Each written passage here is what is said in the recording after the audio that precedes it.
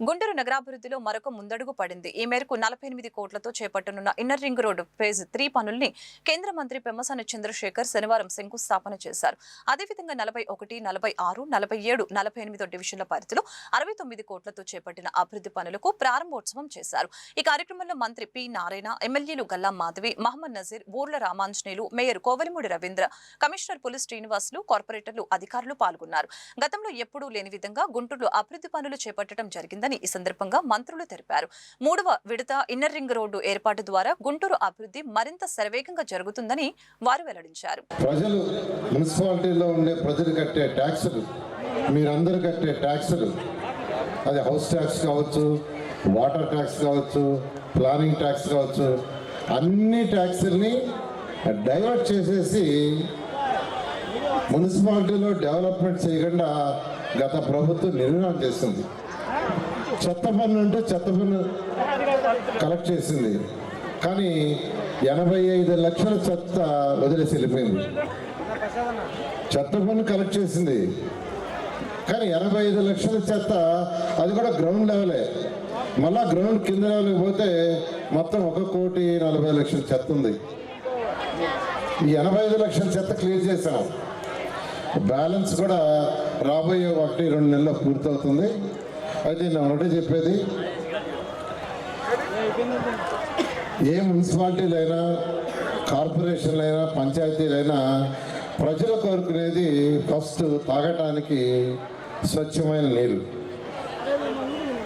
ఆ తర్వాత ప్రజలు కోరుకునేది ప్రతిరోజు ఇంట్లో వచ్చే ఏదైతే చెత్త ఉందో, ఇంట్లో నుంచి వచ్చే వేస్ట్, లేదా కమర్షియల్ కాంప్లెక్స్ వచ్చే వేస్ట్, లేదా హోటల్స్ నుంచి వచ్చే వేస్ట్, ఇదంతా ఏ రోజుకి ఆ రోజు బయటికి పంపించాలని కోరుకుంటాడు, సాలిడ్ వేస్ట్.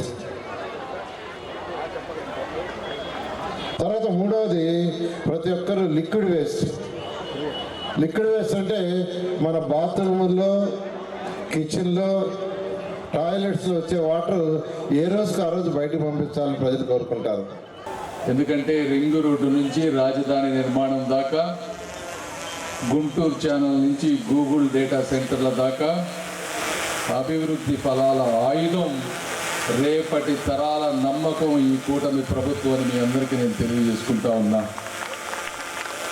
మరి ఈరోజు కార్యక్రమం తీసుకుంటే, ఆ రోజు మన ప్రభుత్వమే స్టార్ట్ చేసింది ఇన్నర్ రింగ్ రోడ్.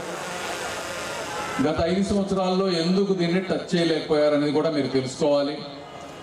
ఎందుకంటే అక్కడ దాదాపు 380 మంది నివాసం ఉంటా ఉన్నారు ఎప్పటి నుంచో.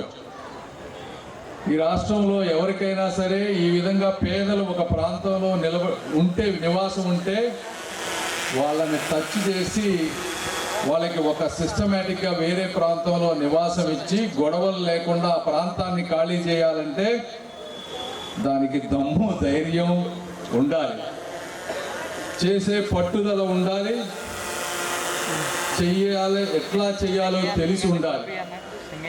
అవన్నీ చేయటం చేతగాక దాన్ని పూర్తిగా వదిలిపెట్టారు. అయితే మన ప్రభుత్వం వచ్చిన వెంటనే కలెక్టర్గా పనిచేసినటువంటి రామాంజనేయులు గారికి దీని మీద మంచి అవగాహన ఉండటం, అదేవిధంగా కమిషనర్ గారు, మేయర్ గారు, వీళ్ళందరూ స్థానిక నాయకులతోటి, కార్పొరేటర్లతోటి కలిసి వారందరినీ 1-2 సార్లు మాట్లాడి దాదాపు 7 కోట్ల రూపాయల పరిహారం వాళ్ళందరికీ ఇచ్చి వాళ్ళ ఇళ్ళకి పోయేదంతా సిస్టమేటిక్గా చేశారు. కాబట్టి వాళ్ళందరూ కూడా ఒప్పుకొని బయటకు వెళ్ళారు. అది అయిన వెంటనే ఈరోజు 48 కోట్ల రూపాయలతో నారాయణ గారు నిధులు ఇబ్బంది ఉన్నా కూడా అమరావతి ప్రాంత నిధుల నుంచి తీసి దీనికి 48 కోట్ల రూపాయలు ఇచ్చారు. వారికి నేను మనస్ఫూర్తిగా ధన్యవాదాలు చెప్తా ఉన్నాను.